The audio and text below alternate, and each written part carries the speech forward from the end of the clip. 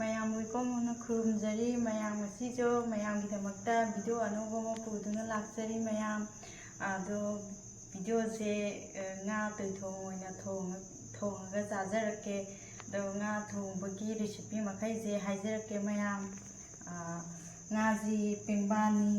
ꯑꯗꯨꯒ ꯉꯥꯒꯤ ꯆꯪꯒꯗꯧꯕ ꯍꯋꯥꯏꯊꯔꯥꯛ ꯈꯥꯃꯦꯟ ꯑꯁꯤꯟꯕ ꯃꯔꯣꯏ ꯅꯥꯀꯨꯞꯄꯤ ꯑꯋꯥ ꯐꯗꯤꯒꯣꯝ ꯃꯔꯣꯏ ꯅꯥꯄꯥꯛꯄꯤꯁꯤ ꯌꯥꯝꯗ꯭ꯔꯦ ꯃꯌꯥꯝ ꯑꯩꯒꯤ ꯏꯪꯈꯣꯜꯗ ꯍꯧꯖꯕꯅꯤ ꯑꯗꯨꯒ ꯏꯟꯗꯦꯝꯁꯤꯃ ꯏꯔꯣꯟꯖꯔꯛꯀꯦ ꯁꯣꯏꯕꯨꯝꯒ ꯇꯧꯔꯒ ꯏꯟꯗꯦꯝꯁꯤꯁꯨ ꯑꯩꯒꯤ ꯏꯪꯈꯣꯜꯗ ꯃꯇꯦꯛ ꯑꯃꯒ ꯄꯥꯝꯕꯤ ꯑꯃꯒ ꯍꯧꯔꯒ ꯍꯦꯛꯆꯕꯅꯤ ꯑꯗꯨꯒ ꯁꯤꯗ ꯆꯪꯗꯧꯕ ꯃꯈꯩ ꯇꯤꯜꯍꯧ ꯁꯤꯡ ꯆꯅꯝ ꯂꯣꯏ ꯂꯩꯔꯦ ꯈꯣꯡꯗ꯭ꯔꯨꯝꯁꯤꯃ ꯆꯝꯐꯨꯠ ꯇꯧꯖꯔꯛꯀꯦ ꯃꯌꯥꯝ ꯑꯗꯨꯗꯤ ꯃꯌꯥꯝ ꯊꯣꯡꯕꯔꯣꯝꯗ ꯑꯣꯏꯅ ꯌꯦꯡꯃꯤꯟꯅꯔꯁꯦ ꯚꯤꯗꯤꯑꯣꯁꯤ ꯃꯈꯥ ꯇꯥꯅ ꯌꯦꯡꯕꯤꯌꯣ ꯃꯌꯥꯝ ꯏꯔꯣꯟꯕꯁꯦ ꯀꯥꯝꯊꯣꯛꯆꯔꯒꯦ ꯏꯔꯣꯟꯕꯁꯦ ꯁꯤꯗ ꯑꯣꯏꯅ ꯀꯥꯝꯃꯒꯦ ꯆꯝꯐꯨꯠꯁꯤꯅ ꯑꯁꯤ ꯑꯃ ꯀꯨꯀꯔ ꯃꯆꯥꯁꯤꯗ ꯀꯥꯝꯃꯒꯦ ꯃꯌꯥꯝ ꯃꯣꯔꯣꯛꯁꯦ ꯁꯥꯗꯧ ꯃꯥꯜꯂꯦ ꯃꯔꯤꯗꯤ ꯑꯣꯏꯌꯦ ꯑꯗꯨꯒ ꯃꯣꯔꯣꯛꯁꯦ ꯌꯥꯝ ꯀꯥ ꯍꯦꯟꯅ ꯆꯥꯗꯕꯅꯦ ꯁꯤꯃ ꯀꯥꯝꯊꯣꯛꯑꯒꯦ ꯑꯗꯨꯒ ꯆꯝꯐꯨꯠꯁꯤꯃ ꯁꯤꯗ ꯀꯥꯝꯃꯒꯦ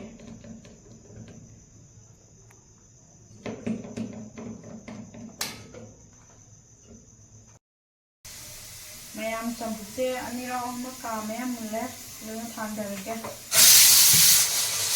ꯑꯗꯣ ꯃꯩꯁꯦ ꯁꯣꯝꯅ ꯈꯔ ꯅꯦꯝꯃꯦ ꯑꯗꯨ ꯀꯥꯝꯃꯦ ꯃꯨꯜꯂꯛꯑꯅꯤ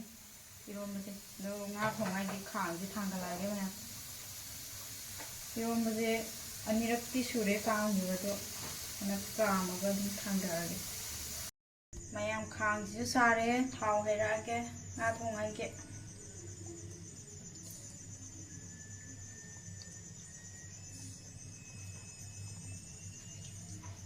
ꯌꯥꯔꯅꯤ ꯊꯥꯎꯁꯦ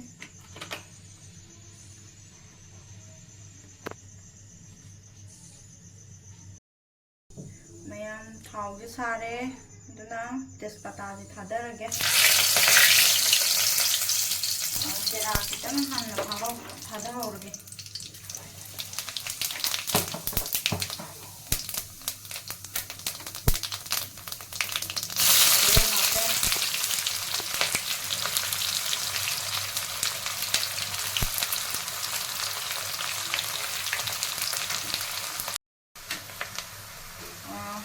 ꯃꯔꯣꯏ ꯅꯥꯄꯥꯛꯄꯤꯁꯦ ꯍꯥꯞꯍꯧꯔꯒꯦ ꯃꯈꯥꯏꯗꯗꯤ ꯀꯥꯞꯄꯦꯕ ꯃꯥꯜꯂꯦ ꯅꯥꯀꯨꯞꯄꯤ ꯈꯔ ꯑꯃ ꯍꯥꯞꯍꯧꯔꯒꯦ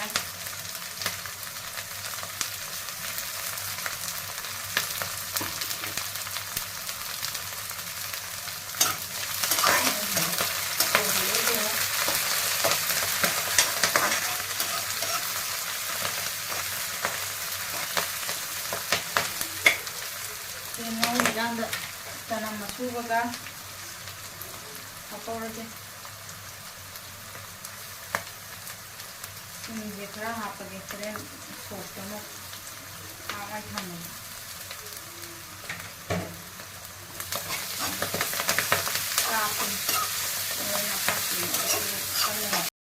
ꯍꯩꯔꯤꯕꯣꯞꯁꯦ ꯍꯥꯞꯆꯤꯜꯂꯒꯦ ꯑꯗꯨꯒ ꯍꯤꯡꯁꯤꯃꯒ ꯍꯥꯞꯆꯤꯜꯍꯧꯔꯒꯦ ꯍꯤꯡꯁꯦ ꯌꯥꯝ ꯍꯥꯞꯄꯁꯨ ꯃꯅꯝꯁꯦ ꯌꯥꯝ ꯀꯜꯂꯦ ꯑꯗꯨꯒ ꯃꯆꯜꯁꯤꯃ ꯍꯥꯞꯍꯧꯔꯒꯦ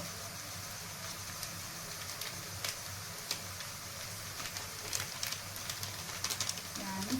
ꯑꯋꯥ ꯐꯗꯤꯒꯣꯝꯁꯦ ꯍꯥꯞꯆꯤꯜꯍꯧꯔꯒꯦ ꯉꯧꯔꯤꯉꯩꯁꯤꯗ ꯉꯥ ꯍꯥꯞꯄꯒꯦ ꯈꯔ ꯉꯧꯔꯒ ꯈꯥꯃꯦꯟ ꯑꯁꯤꯟꯕꯒ ꯍꯋꯥꯏꯊꯔꯥꯛꯀꯁꯦ ꯍꯥꯞꯆꯤꯜꯂꯒꯦ ꯑꯗꯨꯒ ꯍꯣꯔꯦꯟ ꯂꯣꯏꯔꯀꯥꯟꯗ ꯑꯣꯏꯅ ꯍꯥꯞꯆꯔꯛꯑꯒꯦ ꯃꯌꯥꯝ ꯉꯁꯥꯏꯒꯤ ꯉꯥ ꯊꯣꯡꯕꯗꯣ ꯂꯣꯏꯔꯦ ꯐꯗꯤꯒꯣꯝ ꯍꯥꯞꯆꯤꯜꯂꯒꯦ ꯔꯦꯁꯤꯄꯤꯗꯣ ꯍꯧꯕꯗꯒꯤ ꯂꯣꯏꯐꯥꯎ ꯍꯥꯞꯄꯗꯤ ꯆꯥꯕꯩꯁꯨ ꯍꯥꯞꯇꯣꯏꯅꯤꯅ ꯚꯤꯗꯤꯑꯣ ꯌꯥꯝ ꯁꯥꯡꯉꯅꯤꯗ ꯑꯗꯨꯗꯤ ꯌꯥꯝ ꯐꯖꯅ ꯎꯠꯂꯛꯇ꯭ꯔꯦ ꯃꯌꯥꯝ ꯉꯁꯥꯏꯒꯤ ꯉꯥ ꯊꯣꯡꯕꯗꯣ ꯂꯣꯏꯖꯔꯦ ꯃꯌꯥꯝ ꯑꯗꯣ ꯆꯝꯐꯨꯠꯅ ꯁꯤꯗ ꯂꯩꯔꯦ ꯏꯔꯣꯟꯕꯅ ꯁꯤꯗ ꯂꯩꯔꯦ ꯊꯕꯤꯒ ꯇꯤꯜꯍꯧꯒ ꯁꯤꯗ ꯂꯩꯖꯔꯦ ꯑꯗꯣ ꯉꯥ ꯊꯣꯡꯕꯁꯤ ꯃꯌꯥꯝ ꯃꯁꯛꯁꯦ ꯐꯖꯔꯕ ꯐꯖꯗꯕ꯭ꯔꯥ ꯌꯦꯡꯕꯤꯔꯛꯑꯣ ꯀꯃꯦꯟꯇ ꯍꯥꯏꯕꯤꯔꯛꯑꯣ ꯍꯥꯎꯗꯧ ꯃꯥꯜꯂꯒꯅ ꯑꯗꯣ ꯆꯥꯕ ꯍꯧꯖꯔꯛꯑꯒꯦ ꯃꯌꯥꯝ ꯑꯗꯨꯗꯤ ꯈꯨꯠ ꯍꯥꯟꯅ ꯍꯥꯝꯈꯤꯒꯦ ꯈꯨꯠ ꯈꯨꯠꯂꯥꯝꯃꯦ ꯆꯥꯕ ꯃꯍꯥꯎꯁꯤ ꯌꯦꯡꯖꯔꯛꯑꯒꯦ ꯃꯌꯥꯝ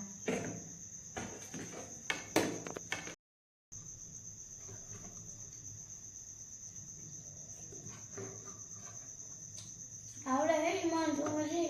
ahora aidi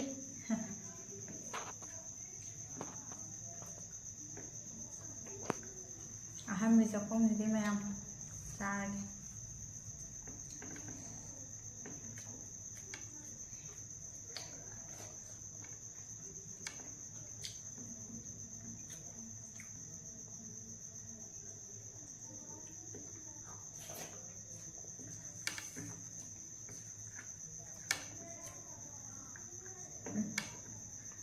hỏi không anh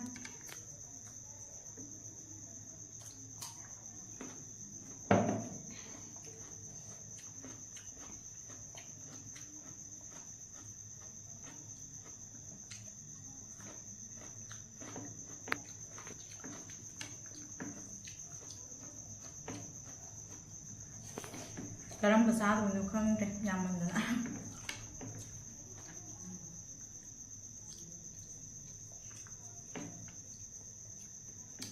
Để ra ngoài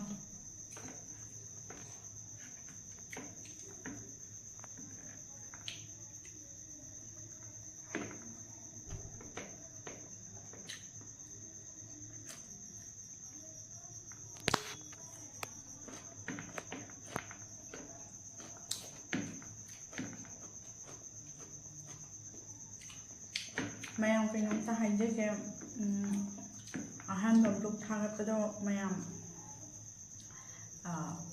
ahanbanena soigiba langiba mayam leirasu mayamna ngakpiyo ahanbanena haizu haijade haba mayam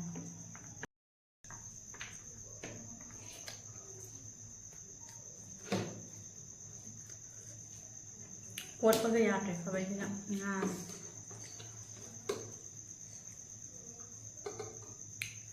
ngamako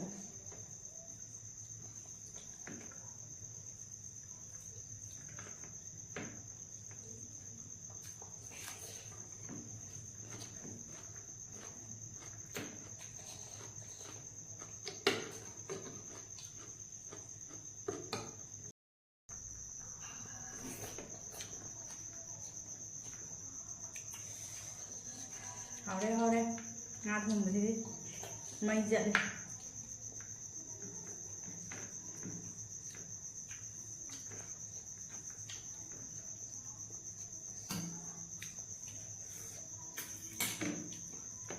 video si mayam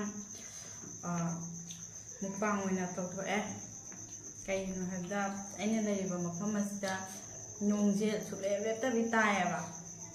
Jundagi horaga dum tabaduna he October first week paw dum tadoineba adugi chathokpasi ka hena chatpasi yataba nongjina dum taraga leibagi ado mathangi blog tadi dum koi ba chappi blog oina semakke maya mama gi chak jagre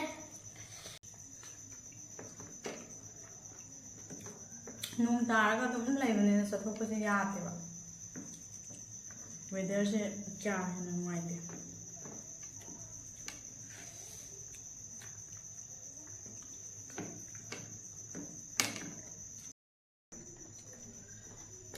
mayam chanu pa de ngasi de cha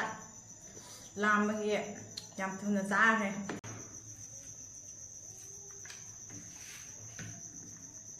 cha bu su le maya ma gi channel de like and subscribe to Biramo all the best chanu pa na so support to Biramo subscribe to Biramo mayam haijari mayam nusibiduna akhoi channel je support to bidana subscribe to bidana share to bidana like to bidana to biyo mayam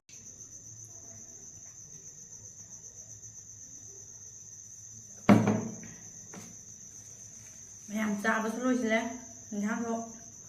lem ka ta leire chaba si ka hina ngamdeba da mathang video da waina thengnarase bye